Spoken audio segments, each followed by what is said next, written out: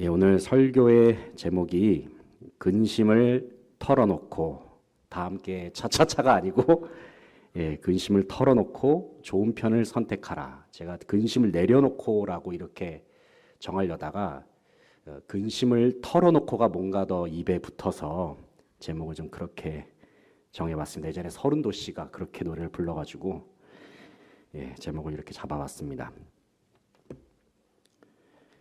지난 목요일에 수능 시험이 있었습니다. 우리 교회에서 현서와 유나가 시험을 치렀습니다. 소문에 따르면 현서가 아주 당당한 자신 있는 모습으로 이제 시험장에서 나왔다는 그러한 이야기를 들었습니다. 이제 시험 이후에 학교를 선택해서 이제 지원을 하게 되는데 간절히 바라옵기는 또 현서와 유나가 하나님께서 인도하시는 가장 좋은 길로 걸어갈 수 있도록 우리 성도님들께서 기억해 주시고 또 함께 기도해 주시기 바랍니다. 우리나라의 청소년들의 삶을 한번 좀 생각해 보겠습니다. 청소년들의 삶을 생각해 보면 참 바쁜 스케줄을 보내고 있습니다. 물론 청소년뿐만이 아니라 초등학생도 바쁩니다. 심지어 유치원생도 바쁩니다, 요즘은. 그리고 어른들도 바쁘고 나이가 많으신 어르신들도 바쁩니다. 그 중에서 이 고등학생의 대략적인 스케줄에 대해서 어느 신문 기사에 이렇게 기록이 되었습니다. 고등학생의 삶입니다. 먼저 아침 7시에 기상을 합니다. 아침 7시 30분에 등교를 합니다. 8시에 학교 수업이 시작됩니다. 수업이 끝나면 저녁 6시부터 밤 10시까지 야간 자율학습을 한다 그래요. 밤 10시가 되면 학원을 갑니다. 학원 수업을 마치면 곧바로 밤 12시 반에 독서실을 갑니다. 그리고 새벽 2시까지 공부한 후에 집으로 돌아온다고 합니다. 현서도 아마 이런 생활을 했을까요? 네. 이게 어느 신문 기사의 내용이지 일반적으로 적용되는 이야기는 아닙니다.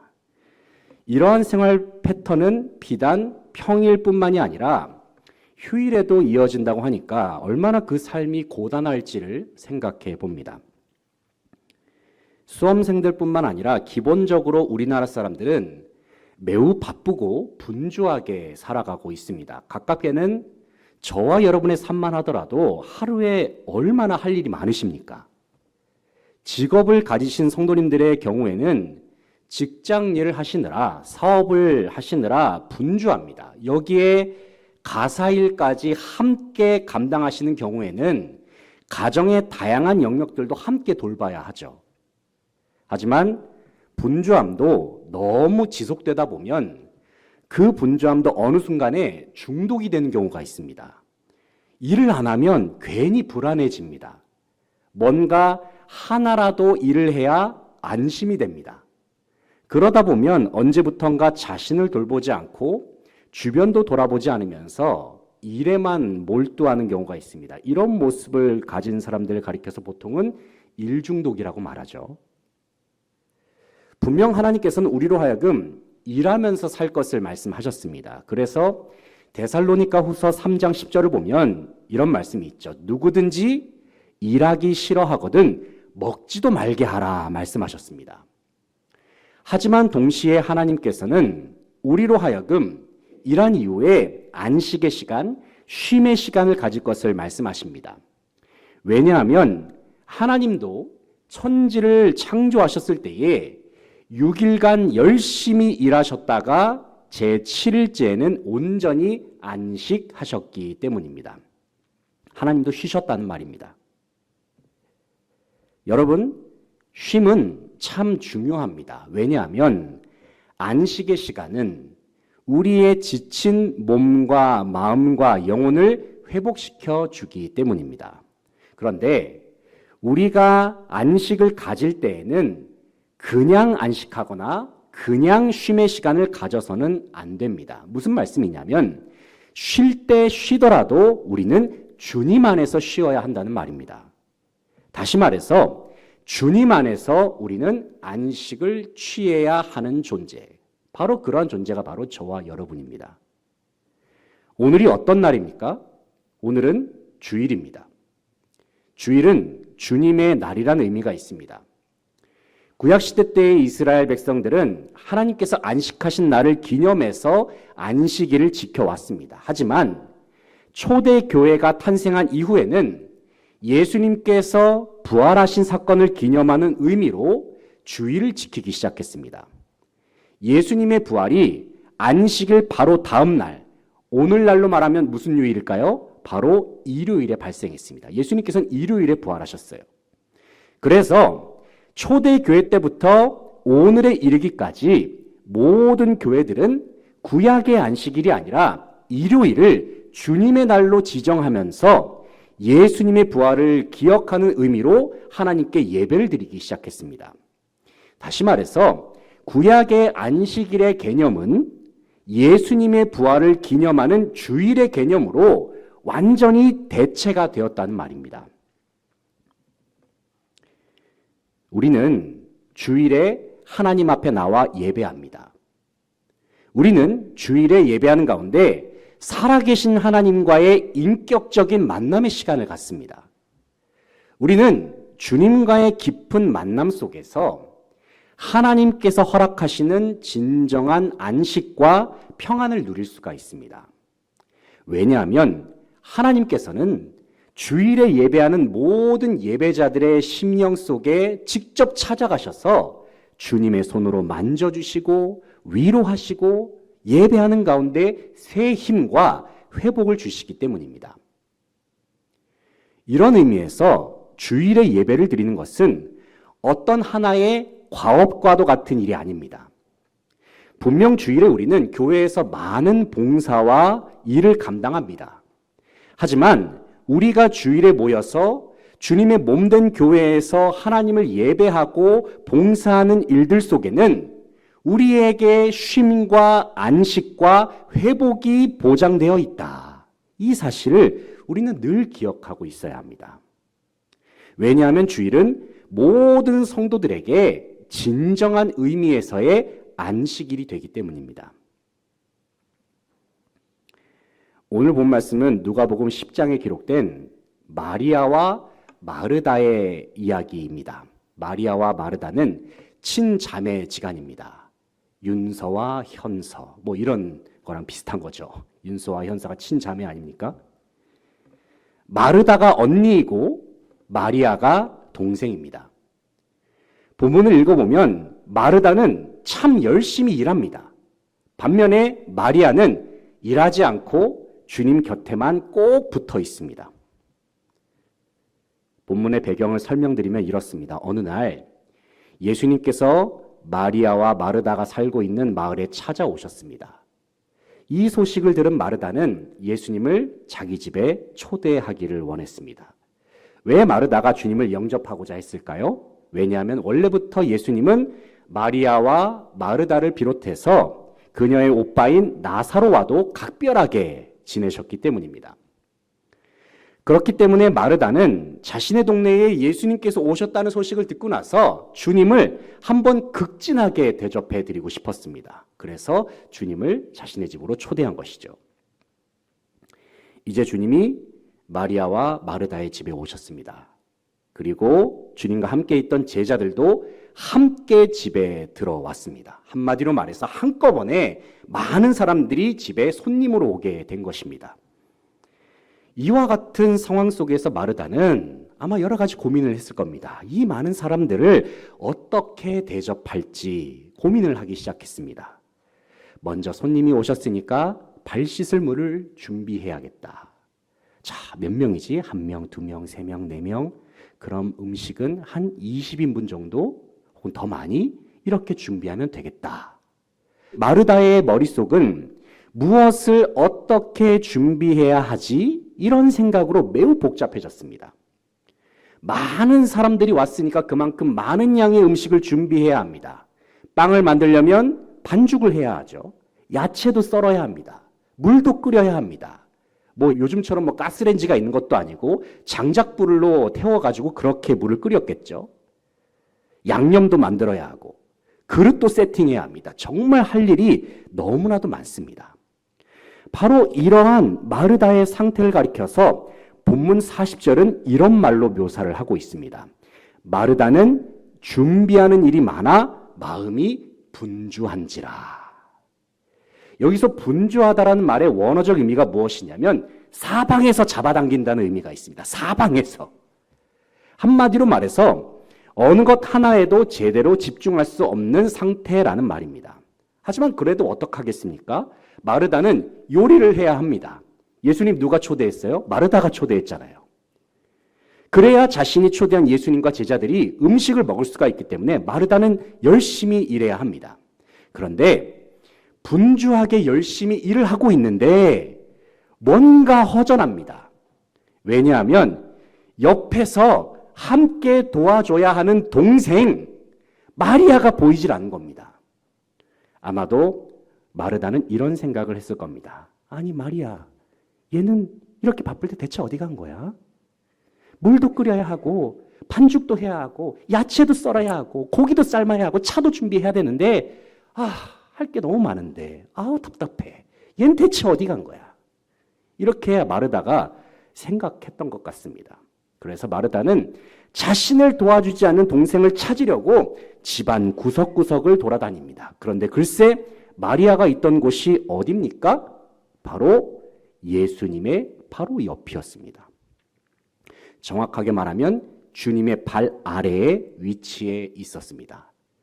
그리고 마리아는 그 지점에서 주님께서 들려주시는 말씀을 집중해서 듣고 있었습니다. 마리아가 한 일이 무엇입니까? 마리아가 한 일은 오직 예수님의 말씀을 듣는 것뿐이었습니다. 여기서 듣고 있었다, 이 말은 성경 원문에서는 미완료 능동태라는 형태로 표현되었다고 합니다. 원문에서 미완료 능동태라는 문법은 이런 의미가 있습니다. 어떤 동작을 멈추지 않고 계속했다. 동작을 멈추지 않고 지속했다라는 의미가 있습니다. 그러니까 마리아는 예수님의 발 아래에 앉아서 주님의 말씀 듣기를 멈추지 않았다는 겁니다. 말씀을 집중해서 듣기를 지속했다는 것이죠. 여러분은 이러한 마리아의 행동이 이해가 가십니까? 이 언니인 마르다는 손님 대접을 위해서 바쁘게 일을 하고 있습니다. 손과 발이 10개라도 모자랄 정도로 분주하게 너무 많은 일들을 하고 있어요. 그에 반해 마리아는 언니가 하는 일을 전혀 도와주지 않습니다. 그저 마리아는 예수님 앞에서 얼굴에 꽃받침을 한 모습으로 이렇게 꽃받침을 한 모습으로 그렇게 앉아가지고 주님의 말씀만 듣고 있습니다. 성경에는 예수님께서 어떤 말씀을 하셨는지 그 내용이 기록되어 있지는 않습니다. 하지만 아마도 추측하건대 예수님께서는 마리아에게 언제나 그러하셨듯이 하나님 나라에 관한 복음의 말씀을 들려주지 않으셨을까 생각을 해봅니다. 여러분 잠깐 언니인 마르다의 입장을 생각해 보길 바랍니다. 저는 만약에 제가 마르다라고 한다면 아무런 도움도 주지 않고 다른 일을 하고 있는 동생이 매우 야속할 것 같습니다. 속으론 이런 생각이 들지 않을까요? 언니 혼자서 이렇게 일을 하고 있는데 아주 살맛이 났네. 참, 안 되겠어. 예수님 가시면 이 마리아랑 옥상에서 좀 얘기해야겠어. 아마도 이런 생각이 들 수도 있을 것 같습니다. 명절이 되면 조금 얄밉게 느껴지는 사람들이 있다고 합니다. 명절 때 다 음식을 만드시죠. 요즘은 뭐 전을 컬리라든지 그런 데서 이제 주문하는 경우도 있다고 하지만 명절 때 이 전 부치는 거 그리고 음식 만드는 일은 정말 많은 시간과 노력이 들어가는 일이잖아요.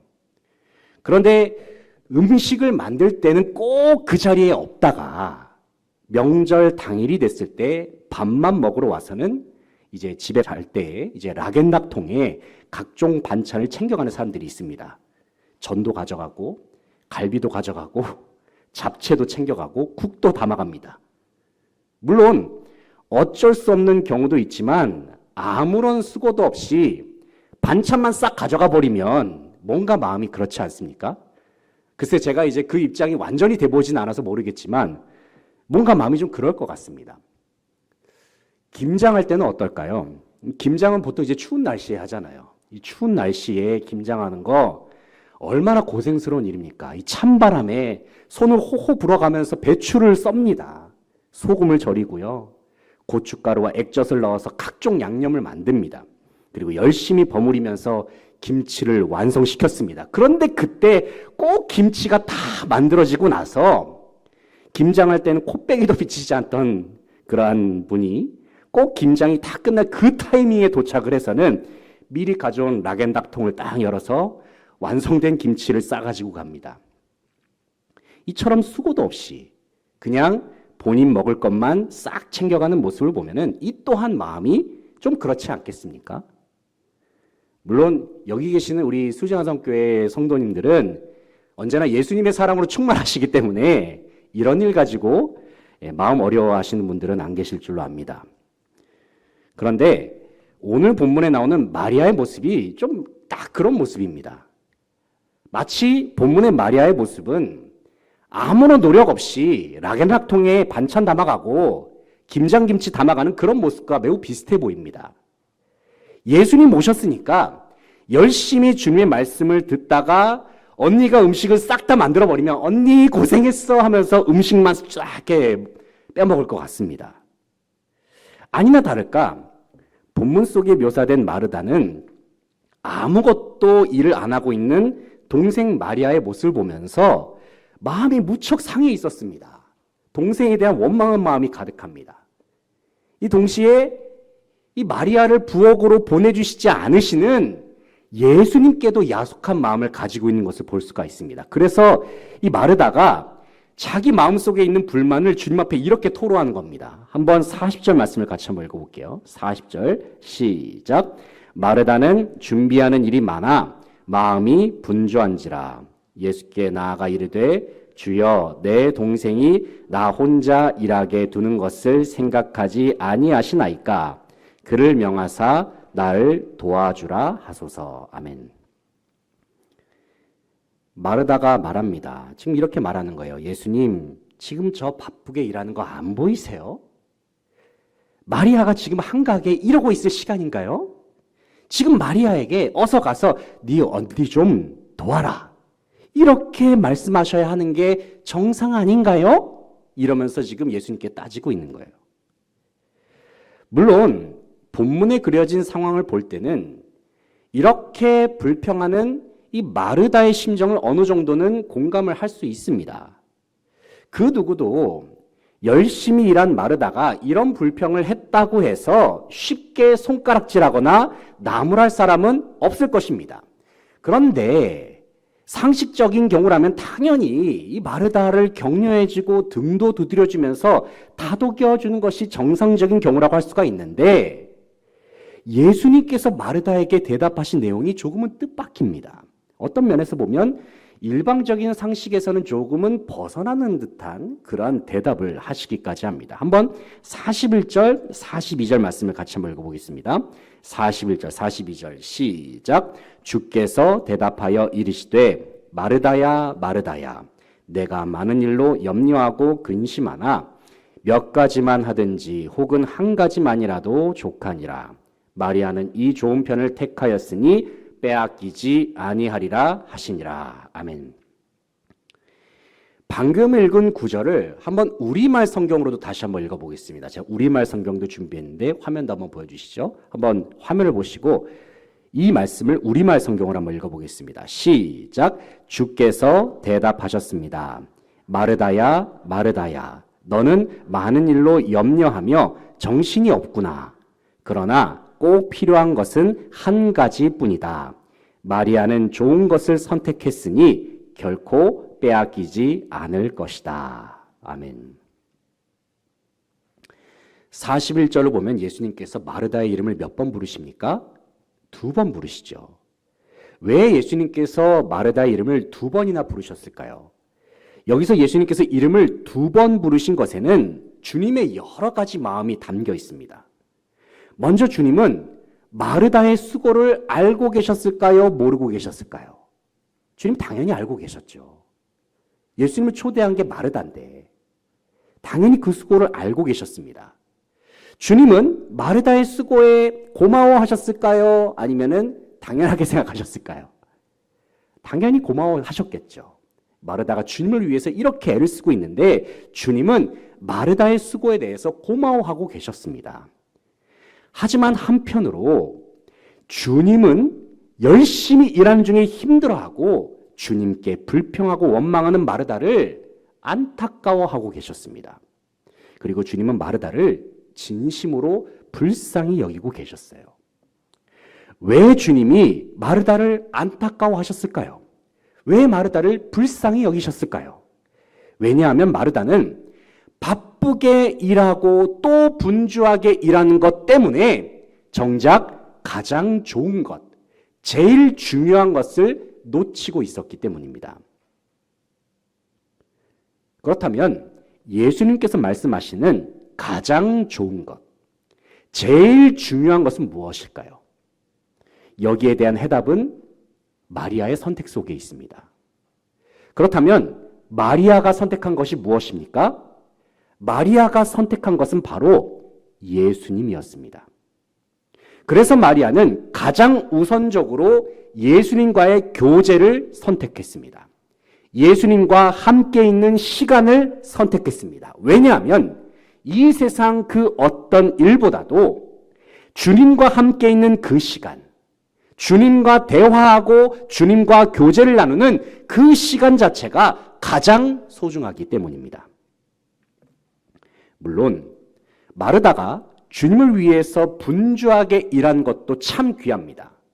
마르다가 애쓰고 수고한 부분을 예수님께서도 이미 다 알고 계셨고 주님께서도 진정 그 수고를 고마워하셨습니다. 그러나 본문에서 주님께서 강조하시는 말씀은 바로 우선순위에 대한 부분입니다. 당연히 예수님을 위한 사역도 중요하고 봉사도 중요합니다. 하지만 주님께서 가장 우선적으로 생각하시는 것이 무엇입니까? 바로 주님과 나와의 친밀한 관계예요. 친밀한 관계. 다시 말해서 모든 봉사와 사역을 감당하기에 앞서서 우리는 언제나 주님과의 친밀한 관계가 우선적으로 제대로 맺어져 있어야 한다는 말입니다.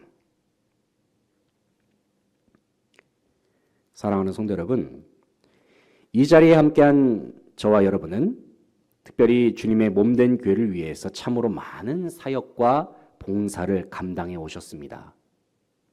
교회의 여러 기관에서 정말 여러분은 많은 수고를 감당해 오셨습니다. 또 맡겨주신 직분을 통해서 주님께 영광을 돌리기 위해서 최선을 다해 오셨습니다.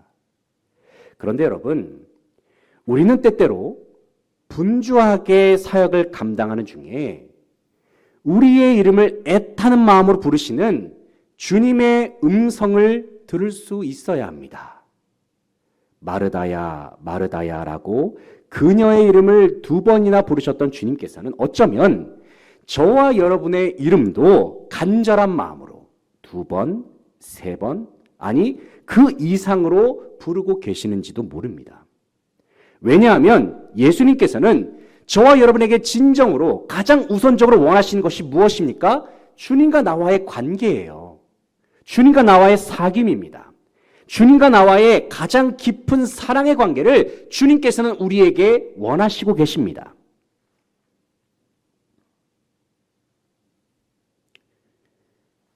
말씀을 준비하면서 잠시 제가 감당해왔던 사역을 한번 돌아봤습니다. 나름대로는 참 분주하게 사역을 감당해왔던 것 같습니다. 저에게는 2023년도가 제가 교역자 생활을 한 지가 벌써 18년 차가 되더라고요. 그동안 제가 걸어왔던 목회의 길을 되돌아보면 그 속에는 마리아의 모습보다는 마르다의 모습이 더 많았던 것 같아요. 저는 마리아보다도 마르다였습니다. 매일매일 주어진 일을 처리하기에 바빴습니다. 업무를 하다가 시간이 부족할 때는 너무나도 자연스럽게 주님과의 교제의 시간을 가볍게 여겼습니다. 더욱 일적인 부분에 제 에너지를 쏟았어요. 교회 일도 하고 목회자로서의 업무에만 매달리다 보면 주님께 드리는 제 기도는 항상 이런 내용이었습니다. 하나님, 오늘은 무슨 일을 해야 합니까? 이게 제 기도였어요. 오늘은 무슨 일을 해야 합니까? 하나님, 내일은 또 어떤 일을 해야 하죠? 다 일적인 내용이에요. 하나님, 맡겨진 일 좀 잘 할 수 있도록 힘과 능력을 주세요. 이게 다 제 기도의 내용이었습니다. 그런데 지금에서야 이런 기도의 내용을 돌이켜보면은 거기에는 주님을 향한 제 마음의 고백이 빠져 있더라고요. 사랑의 고백도 빠져 있었고, 주님을 향한 감사도 없었고, 찬양도 빠져 있었습니다. 그 당시에 제 기도는 마치 이런 내용이었어요. 마치 직장 상사에게 업무를 보고하는 듯한 그러한 내용의 기도였습니다. 그런데요, 아무리 주님을 위한 일을 열심히 하고 교회를 위해서 이 모든 것을 갈아 넣듯이 그렇게 일을 한다 할지라도 제 마음은 이상하게 공허하고 허전하더라고요. 그 원인을 찾아보니까 이유는 너무나도 간단합니다. 그것은 언제부턴가 제가 주님과의 관계를 너무나도 가볍게 소홀히 여기면서 주님을 우선순위로 여기지 않고 주님을 그냥 뒷전에 모시고 있었던 겁니다. 여러분은 어떠십니까? 혹시 우리도 마르다처럼 우리의 일상이 너무 분주한 것은 아닙니까? 해야 할 일이 많으십니까?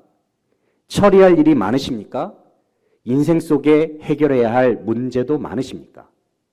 그렇기 때문에 우리는 마음이 너무 바쁘고 분주한 나머지 주님과의 대화를 가볍게 여기면서 주님과의 관계에 무심한 모습으로 그렇게 지내고 계시지는 않습니까? 바로 그러한 우리들에게 주님께서는 마르다에게 하셨던 말씀을 저와 여러분에게도 동일하게 들려주시길 원하십니다. 이 시간 41절 42절 말씀을 읽을 때에 이 마르다란 부분에 한번 여러분 자신의 이름을 넣어서 한번 읽어보길 바랍니다. 한번 자막을 띄워주시면 제가 이 마르다 부분을 000으로 해놨습니다. 여기에 여러분의 이름을 넣으셔서 한번 41절 42절 말씀을 같이 한번 읽어볼게요. 준비 시작. 주께서 대답하여 이르시되 드레야 드레야 내가 많은 일로 염려하고 근심하나 몇 가지만 하든지 혹은 한 가지만이라도 족하니라. 마리아는 이 좋은 편을 택하였으니 빼앗기지 아니하리라 하시니라. 아멘. 사랑하는 성도 여러분, 주님께서는 우리 모두가 가장 좋은 것을 선택하기를 원하십니다.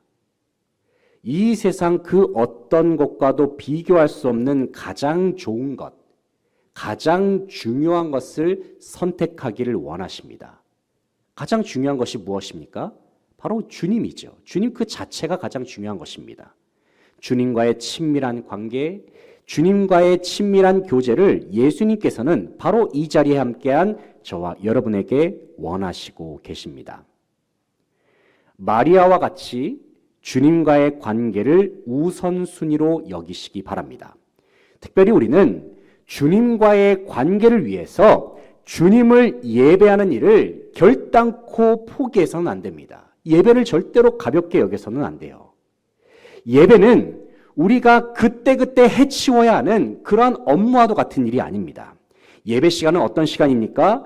예배 시간은 우리가 주님과의 관계에 온전히 집중하면서 그 관계를 더욱 발전시켜 나아갈 수 있는 최고의 시간입니다. 삶의 모든 순간 속에서 마리아와 같이 가장 좋은 것을 선택하고 마리아와 같이 예수님을 최우선순위로 여기는 저와 여러분이 되시기를 소망합니다. 그래서 예수님이 나와 함께 계심으로 말미암는 참된 기쁨과 은혜가 이 자리에 함께한 저와 여러분의 삶 속에 풍성하게 부어지기를 간절히 바라고 소망합니다. 이제 말씀을 정리하겠습니다. 사랑하는 성도 여러분, 우리의 삶 속에 존재하는 분주함은 우리의 마음속에 근심을 안겨줍니다. 물론 우리는 맡겨진 일들을 해내야만 합니다. 주어진 일들을 성실하게 감당해야 합니다. 하지만 이 모든 일에 앞서서 우리에게 가장 중요한 것은 다름 아닌 주님과의 친밀한 관계입니다. 단순히 교회 일을 할 때에만 주님과의 관계가 중요한 것이 아닙니다. 우리가 이 세상 속에서 맡겨주신 사명을 감당할 때도 마찬가지로 주님과의 관계는 언제나 최우선순위입니다. 왜 그렇습니까? 우리는 단순히 교회에서만 하나님의 백성이 아니라 우리의 가정에서도, 직장에서도, 사회에서도 하나님의 자녀, 하나님의 백성된 자로서 주님과 함께 살고 있기 때문입니다. 일이 많아서 근심이 가득할 때도, 인생의 문제로 말미암아서 걱정이 가득할 때도 우리가 선택할 것이 무엇입니까? 우리가 선택할 가장 좋은 것이 무엇입니까? 바로 주님과의 친밀한 관계입니다. 그 관계 안에 거하는 것이죠. 우리와 함께 하시는 주님은 언제나 우리를 위로하여 주십니다. 우리와 함께 하시는 주님은 언제나 우리를 격려하여 주십니다. 그리고 우리와 함께 하시는 주님은 측량할 수 없는 힘과 능력으로 우리의 삶을 일으키시고 회복시켜 주십니다. 주님과 가장 가까이 있기를 사모했던 마리아처럼 언제나 주님 안에 거하고 주님과 연합하는 삶으로 말미암아 예수 그리스도의 생명과 마음으로 진정한 승리를 다 함께 누릴 수 있는 모든 수지강성의 성도들 다 되시기를 간절히 바라고 소망합니다. 기도하겠습니다. 하나님 아버지 감사합니다. 지난날에 저희들의 삶을 돌아볼 때에 어쩌면 우리의 모습은 마르다와도 같았습니다. 하나님, 우리의 삶의 분주함으로 말미암아 주님과 멀리 떨어져서 살았던 적도 참으로 많았고 여러 가지 근심과 걱정 속에서 하나님의 은혜를 온전히 누리지 못했던 우리들의 연약함과 어리석은 모습을 되돌아봅니다. 하나님, 이 시간 다시 한번 우리가 말씀을 통해서 결단할 것은 우리는 마르다가 아니라 마리아가 되기를 원합니다. 물론 우리는 마르다와 같은 봉사와 헌신도 우리의 삶 속에서 분명 필요하고 중요하지만 우리의 중심이 마리아와 같은 중심이 되어서 날마다 주님과 깊은 교제를 나누고 주님과 동행하면서 하나님께서 예비하신 풍성한 은혜를 다 함께 누리며 나아가는 이 자리에 함께한 모든 수지강성의 성도들 다 되게 하여 주시옵소서. 주님께 감사드리며 예수 그리스도의 이름으로 기도합니다. 아멘.